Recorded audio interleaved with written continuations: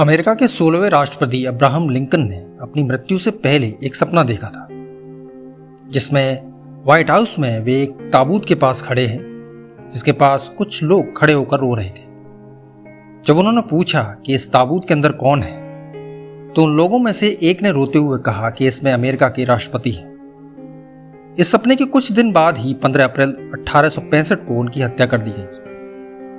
यह सपना आज भी कई इतिहासकारों मनोवैज्ञानिकों के बीच एक रहस्य बना हुआ है, लेकिन हमारी देखी महसूस की जा सकने वाली वास्तविकता के परे यह इकलौती कोई घटना नहीं है जो हमारे विज्ञान की समझ के बाहर हो, बल्कि ऐसी कई घटनाएं, अनुभव और व्यवहार हैं जो प्रतिदिन सैकड़ों लोगों और जीव जगत को प्रभावित करती हैं। परंतु क्योंकि इनमें से लगभग सभी घटनाएं हमारी वास्तविकता और विज्ञान के परे हैं, तो ये घटनाएं हमारे और हमारे विज्ञान के लिए अलौकिक, रहस्यमय या मति भ्रम के रूप में परिभाषित की जाती है। जैसे यदि किसी व्यक्ति का अपनी मां से बेहद गहरा जुड़ाव था और एक दिन उसकी मां की मृत्यु होने के बाद भी उसे उसकी मां के करीब होने का या उससे बातें करने का एहसास होता है, तो उसका यह व्यवहार विज्ञान के लिए मानसिक आघात से जुड़ा एक भ्रम के रूप में होगा। परंतु उसके लिए एक ऐसी वास्तविकता जो सच है, जिसे वह महसूस कर सकता है। ऐसी ही कोई घटना हो सकता है आपने किसी सपने या अलौकिक दृश्य के रूप में महसूस की हो,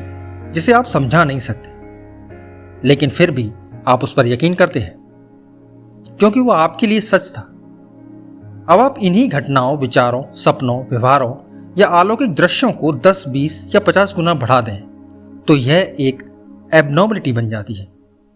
जो कई बार उन्हें हमसे अलग असाधारण शक्ति भी देती है, तो कभी गुमनाम अंधेरे में धकेल देती है। परंतु इन सबके परे एक रहस्यमय सच है कि जब अब्राहम लिंकन का सपना सच था, आपके द्वारा महसूस की गई यदि कोई घटना सच थी, पुनर्जन्म से जुड़ी यादें सच हैं, तो एबनॉर्मलिटी के द्वारा देखी जा रही वास्तविकता भी सच हो सकती है। भले ही यह वास्तविकता पजल के बिखरे हुए टुकड़ों की तरह नजर आती हो, जिसका हमारी वास्तविकता से कोई मेल जोल ना हो, परंतु हो सकता है ये पजल के टुकड़े जीवन के परे उस अलौकिक, अभौतिक सच में झांकने का दरवाजा हो, जहां से ब्रह्मांड, प्रकृति, जीव जगत और हमारी उत्पत्ति हुई है। वह सच जो हमें वक्त में आगे और पीछे झांकने की बेरोक टोक इजाजत देता है, जो भविष्य की असीम संभावनाओं के साथ साथ भूतकाल में दफन किसी सच में झांकने की अनुमति देता है, जो हमारे विज्ञान को जीवन के पीछे छुपे सच को तर्क संगत प्रकाश में खड़ा कर एक नया आयाम दे सकता है।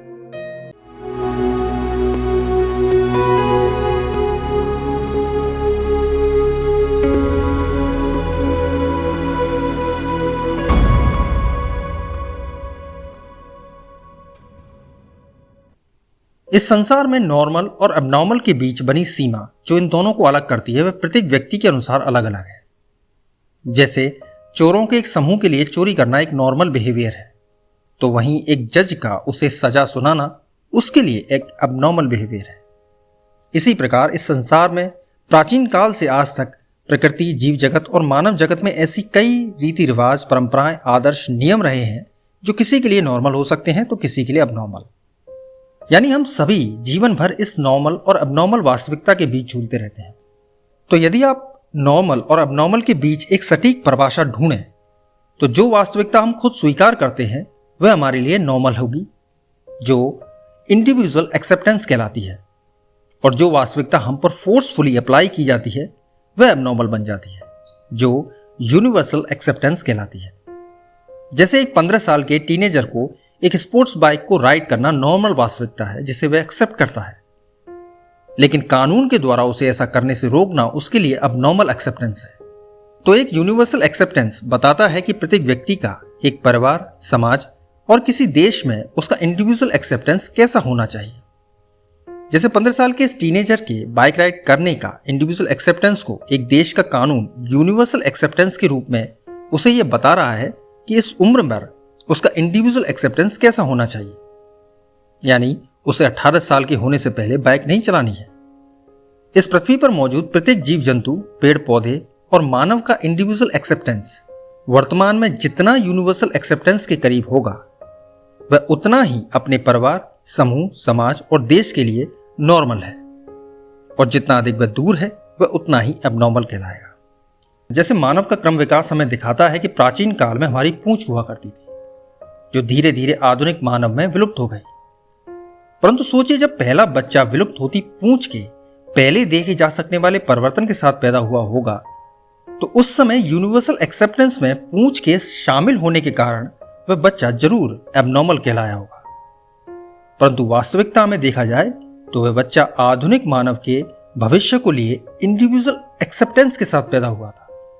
जो आज वास्तविक रूप में सभी का यूनिवर्सल एक्सेप्टेंस बन गया है। यानी हम मानवों की अब कोई पूंछ नहीं है।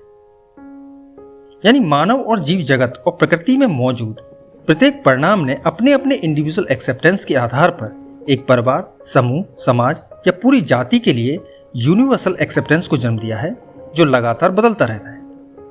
जिससे प्राचीन काल में जो चीजें अब नॉर्मल थीं आज नॉर्मल हैं, और जो नॉर्मल थीं आज अब नॉर्मल है। आज के यूनिवर्सल एक्सेप्टेंस में मौजूद एबनॉर्मलिटी का एक बड़ा हिस्सा है फिजिकल और मेंटल डिसेबिलिटी, जिनका इंडिविजुअल एक्सेप्टेंस हमारी यूनिवर्सल एक्सेप्टेंस से जन्मी वास्तविकता से पूरी तरह अलग है। परंतु हमारा यूनिवर्सल एक्सेप्टेंस, जो बताता है कि हम कैसे दिखते हैं, कैसा हमारा व्यवहार है, कैसी हमारी इंटेलिजेंस है और कैसा हम ऑब्जर्व कर सकते हैं, क्या यही सब कुछ सच है?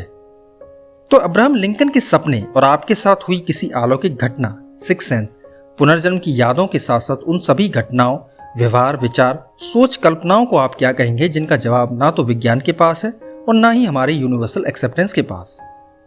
जवाब है तो केवल उस चेतना के पास जिसने उसे इंडिविजुअली महसूस किया है। ऐसे इंडिविजुअल एक्सेप्टेंस को विज्ञान स्किज़ोफ्रेनिया, डिसोसिएटिव आइडेंटिटी डिसऑर्डर यानी कि DID, bipolar disorder, anxiety, panic attacks जैसी इलनेस का नाम देता है, जो हो सकता है हमारी चेतना के पीछे छुपे एक ऐसे सच में झांकने का जरिया हो जिससे हम अभी तक शायद अनजान हैं। पिछले और इस वीडियो में हमने चेतना के पीछे मौजूद पेचीदा विज्ञान को समझाया था, जो 3 चेतनाओं के संयुक्त रूप से बनी है।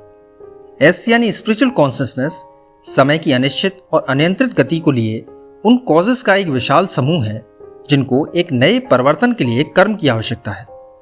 ये सभी कॉजेस एक निश्चित क्रम में कनेक्ट होकर समय की गति को निश्चित कर एक कोड का रूप लेते हैं, जो P यानी फिजिकल कॉन्शियसनेस कहलाती है। यह कोड, जो आपकी भौतिक संरचना के साथ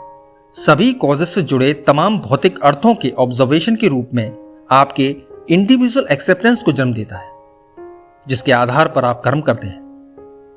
यानी एक कोड S कॉन्शियसनेस के अनियंत्रित और अनिश्चित समय के प्रभाव को निश्चित और नियंत्रित समय के प्रवाह को लिए P यानी फिजिकल कॉन्शियसनेस को जन्म देता है, जिससे आप अपने से जुड़े भौतिक अर्थों को ऑब्जर्व कर कर्म कर सकें। इस कोड की वह सीमा जो समय की अनिश्चित और निश्चित समय के प्रवाह को जोड़ती है, R या रिटर्न कॉन्शियसनेस कहलाती है, जो आपके द्वारा किए कर्म से जन्मे नए परिवर्तन के प्रभाव को S कॉन्शियसनेस में ले जाती है और इस प्रभाव से हुए आपके कॉजेस में नए परिवर्तनों के प्रभावों को फिर से P कॉन्शियसनेस में लाकर आपके लिए नए भौतिक अर्थों को जन्म देती है, जिससे आप एक नया कर्म कर सकें। R कॉन्शियसनेस को आप अपने सब कॉन्शियस माइंड से जोड़कर देख सकते हैं। चेतना का यह क्रम लगातार आपकी मृत्यु तक जारी रहता है। यानी चेतना का प्रवाह पूरे जीवन भर कुछ खास परिस्थितियों को छोड़कर S से P की ओर ही रहता है। मृत्यु पश्चात आपकी P कॉन्शियसनेस नष्ट हो जाती है और S कॉन्शियसनेस जीवन भर आपके द्वारा किए कर्मों के प्रभाव से जन्मे नए कॉजेस के साथ एक नए कोड में जन्म लेती है। चेतना का इस तरह S से P की ओर प्रवाह एक कोड की सामान्य प्रक्रिया है, जिसमें आप समय की निश्चित गति पर मौजूद अलग अलग भौतिक अर्थों को देखते हैं और इन्हीं भौतिक अर्थों के आधार पर हम सभी एक यूनिवर्सल एक्सेप्टेंस को जन्म देते हैं, जिसमें जीवन के नियम, सोच, व्यवहार के साथ साथ हमारी शारीरिक संरचनाएं और विशेषताएं क्या हैं, यह भी शामिल होती हैं। लेकिन यदि किसी की भौतिक और अभौतिक पक्ष को अलग करती सीमा यानी कि रिटर्न कॉन्शियसनेस कमजोर हो या मौजूद ही ना हो, तो ऐसे व्यक्ति या परिणाम की चेतना का प्रभाव P से S की ओर जाएगा, जिसके परिणाम स्वरूप ऐसे व्यक्ति का इंडिविजुअल एक्सेप्टेंस समय की 2 गतियों का मिला जुला रूप होगा, जिसमें वह भौतिक अर्थों को अभौतिक चेतना में मौजूद अनिश्चित और अनियंत्रित समय के प्रभाव के रेस्पेक्ट में ऑब्जर्व करेगा।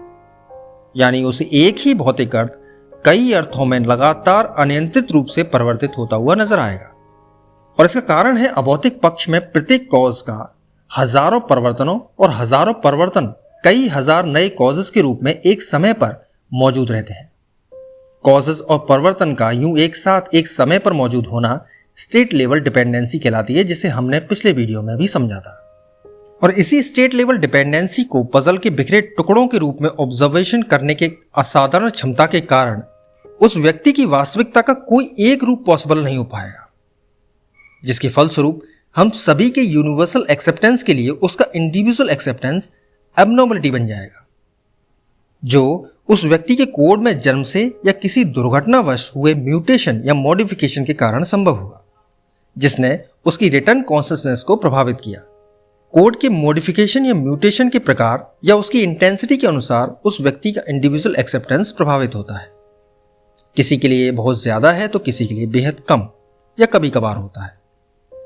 जैसे ऐसे लोग जो खुद से काफी गहराई से जुड़े होते हैं या जिन्होंने जीवन भर बेहद ज्यादा संघर्ष किया होता है या किसी अचानक हुए आंतरिक दुख के सदमे में हो, तो ऐसे व्यक्ति की चेतना का प्रवाह कुछ समय के लिए कुछ अनसुलझे सवालों के जवाब के लिए पी से एस की ओर चला जाता है, जिससे उनकी ये रिटर्न कॉन्शियसनेस एक धुंधले आईने की तरह उन्हें दिव्यात्मा का एहसास कराती है। यह एहसास किसी सपने या जीवन में किसी संकेत के रूप में हो सकता है, जो फिर आगे हमारे भविष्य या वर्तमान को प्रभावित भी करते हैं, जैसे अब्राहम लिंकन का सपना। लेकिन कुछ उदाहरणों में इस धुंधले आईने को बेहद गहरी साधना से आप कंट्रोल रूप में साफ भी कर सकते हैं, जैसे गौतम बुद्धा ने किया था। इसके साथ ही सनातन काल में जिन ऋषि महर्षियों का जिक्र है या ऐसी अलौकिक घटनाओं का जिक्र है जिसे आधुनिक विज्ञान समझा नहीं सकता, उनके पीछे भी इसी साधना का ही प्रभाव है। लेकिन आज हम में से बहुत से लोगों के साथ ऐसा नहीं होता या किसी के साथ कभी कभार ही होता है। इसी कारण हमारे यूनिवर्सल एक्सेप्टेंस में ऐसी वास्तविकता का वजूद ही नहीं जो एक एबनॉर्मल व्यक्ति के लिए मौजूद है, जो हमारी रिटर्न कॉन्शियसनेस के कमजोर या ना होने के परे उस सच को हमारी अपनी वास्तविकता में देख रहे हैं, जिसे वे ना तो खुद समझ सकते हैं और ना ही हम। यानी उनका चेतना का प्रभाव भौतिक से अभौतिक की ओर है, जहां लाखों करोड़ों कॉजेस और उनके परिवर्तन अनियंत्रित रूप से एक साथ हैं और उनमें गहन साधना से जुटाई वह शक्ति भी नहीं जिससे वे इसे नियंत्रित कर सकें, जिससे उनका व्यवहार, विचार और वास्तविकता लगातार बदलती और अनप्रेडिक्टेबल हो जाती है। इसी अवस्था के लिए आधुनिक विज्ञान में फिजिकल और मेंटल थेरेपी का भी वजूद है, जिससे उनके भौतिक कोड को सही कर उन्हें फिर से भौतिक अर्थ की ओर लाया जा सके। प्रकृति में ऐसे परिणाम जो एबनॉर्मल है औरों की तुलना में कमजोर माने जाते हैं, क्योंकि हम सभी का जन्म अपने अपने कॉजेस को पूरा करने के लिए हुआ है और किसी भी कॉज को कोई भी परिणाम केवल तभी पूरा कर सकता है जब उससे संबंधित एक भौतिक अर्थ को वह ऑब्जर्व कर सके। परंतु जब आप एक कॉज को ही हजारों अर्थों में देख रहे हैं तो आप एक वास्तविकता और एक कर्म कैसे कर पाएंगे? यही एबनॉर्मलिटी उन्हें हमसे अलग और भौतिक रूप से कमजोर बनाती है। परंतु कभी कभी ये एबनॉर्मलिटी उन्हें एक्स्ट्रा ऑर्डिनरी शक्ति भी देती है जो हमारे पास नहीं, और इसका कारण भी यही है कि वे एक ही परिणाम में कई अर्थ देख पाते हैं जो एक नॉर्मल इंसान की काबिलियत से बाहर होते हैं। जिसका एक बहुत अच्छा उदाहरण है स्टीफन हॉकिंग्स, टेम्पल ग्रैंडिन और साथ में वे सभी व्यक्ति या जीव जो आज कई असाधारण शक्तियों के साथ जीवित है, परंतु समाज का उन्हें एबनॉर्मल देखने के कारण वे कभी सामने ना आ सके। जैसे हो सकता है ऑटिज्म से पीड़ित एक बच्चा हमसे बेहतर रंगों की समझ रखता हो, कोई किसी प्रकार के न्यूरोलॉजिकल डिसऑर्डर और फिजिकल डिसेबिलिटी का शिकार व्यक्ति अपने आसपास का भविष्य देख पाता है, परंतु क्योंकि वह गूंगा है, अंधा है या बहरा है, इस कारण वह कभी बता ही नहीं पाता। हमारी थ्योरी में एक बेहद आश्चर्यजनक फैक्ट है कि इंसान के दिमाग में जन्मा कोई भी विचार इस ब्रह्मांड में या संपूर्ण एटर्निटी में कहीं ना कहीं एक सच से जन्मी वास्तविकता दर्शाता है। बस ये वास्तविकता हम 800 करोड़ लोगों के बीच मौजूद नहीं है। इसी वजह से वह विचार एबनॉर्मल बन जाता है। लेकिन सच तो यह है कि एक वास्तविकता की इनफाइनाइट पॉसिबिलिटीज मौजूद है। इनमें से कौन सी वास्तविकता हमारी वास्तविकता बनेगी या आपके कर्म से कॉज में हुए परिवर्तन की इंटेंसिटी तय करती है। वास्तविकताओं की ये इनफाइनाइट पॉसिबिलिटीज एक ही समय पर आपकी एस कॉन्शियसनेस में मौजूद है, जिसके करीब आप नहीं बल्कि एबनॉर्मलिटी है। तो एबनॉर्मलिटी को एक एबनॉर्मलिटी मानने के बजाय यदि हम उनकी इंडिविजुअल एक्सेप्टेंस की समानताओं और असमानताओं को रिकॉर्ड करते हुए एक प्रॉपर रिसर्च नेटवर्क बनाएं, तो हमें जीवन के उस पार के सच को समझने का एक बेहतर नजरिया मिलेगा। हम शायद ये जान पाएंगे कि जीवन के पीछे क्या है, जीवन कैसे और कहां से आया, मृत्यु का सच क्या है। इसके साथ ही विज्ञान से जुड़े सवाल जैसे पृथ्वी के बाहर जीवन, ब्रह्मांड का फैलाव, अनसुलझे रहस्य, पार्टिकल्स का विज्ञान, मल्टीवर्स इत्यादि। क्योंकि एबनॉर्मलिटी जीवन और मृत्यु के बीच एक ऐसी धुंधली पारदर्शिता है जो सच में झांकने का मौका देती है, जिसमें एक ना एक दिन हम सबको जाना है। बस तब हमारी चेतना नहीं होगी उसे समझने की।